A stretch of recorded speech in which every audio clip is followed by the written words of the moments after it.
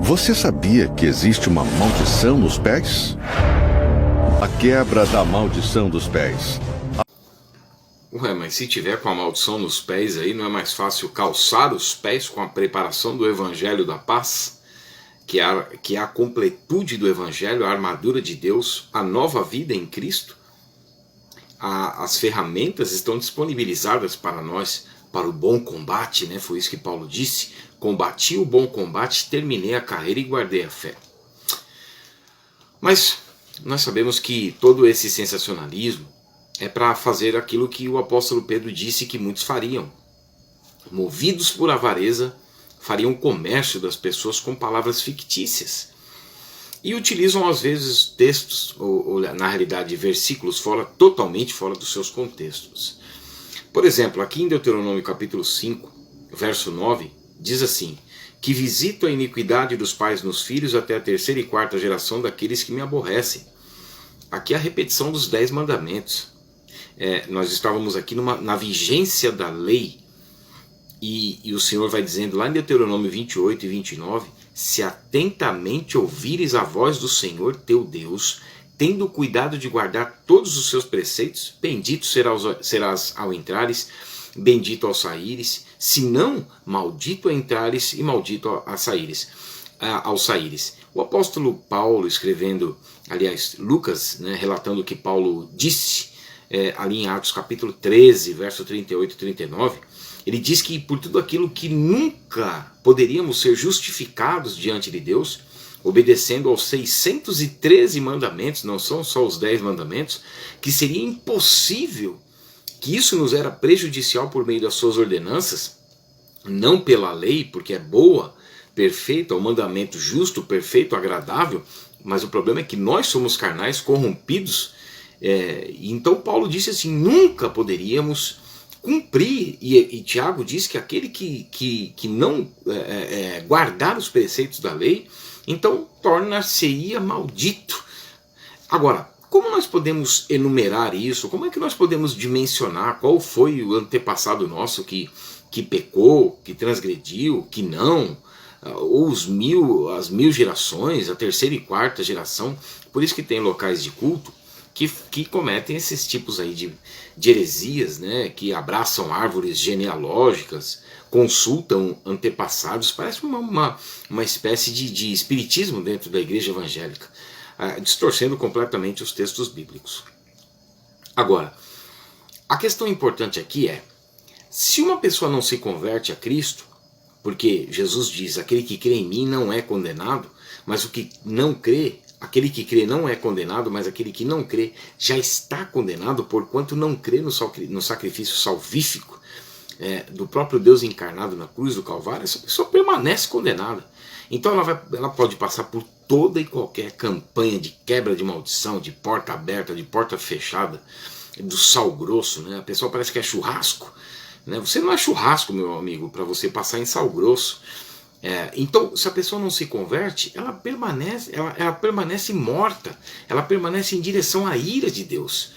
Então não vai adiantar ela fazer nada, não vai adiantar todos os líderes religiosos do mundo se juntarem para tirar a maldição dessa pessoa, porque essa maldição foi estipulada pelo próprio Deus no Jardim do Éden.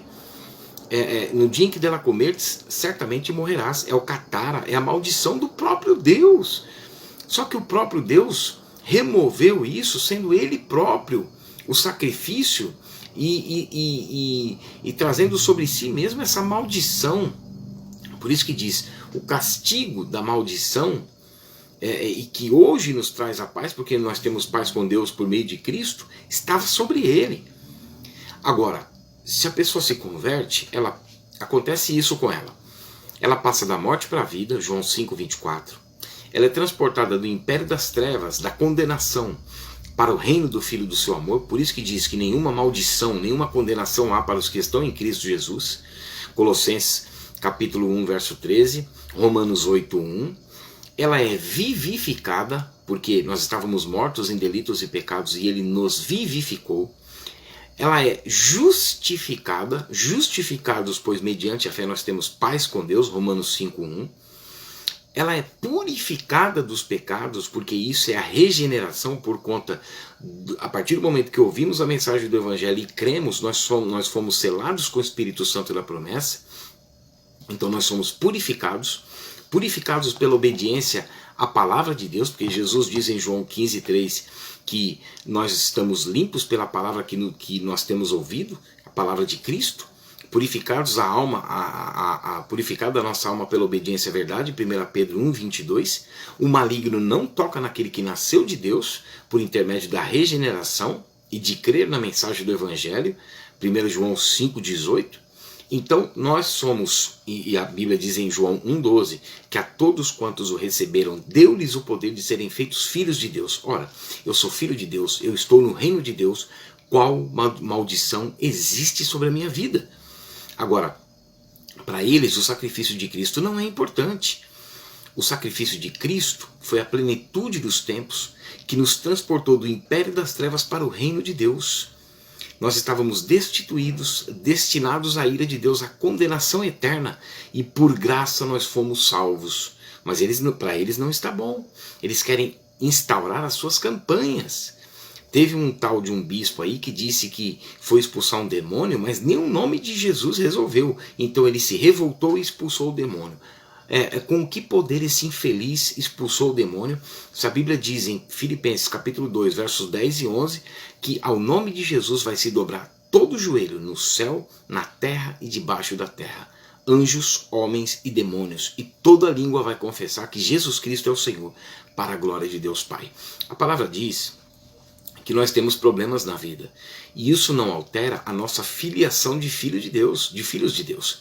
Não altera que nós estamos no reino de Deus, porque Paulo elogia os Tessalonicenses na segunda carta, no capítulo 1, verso 4 a 6, dizendo que mesmo que eles estivessem passando por muitas tribulações, aflições e angústias, a fé deles ia aumentando e o favor deles em relação aos santos crescendo cada vez mais, a ponto deles serem mencionados em todas as igrejas de Deus pelas perseguições e pelo reino de Deus, pelo qual efeito eles estavam padecendo, estavam sendo considerados dignos do reino de Deus.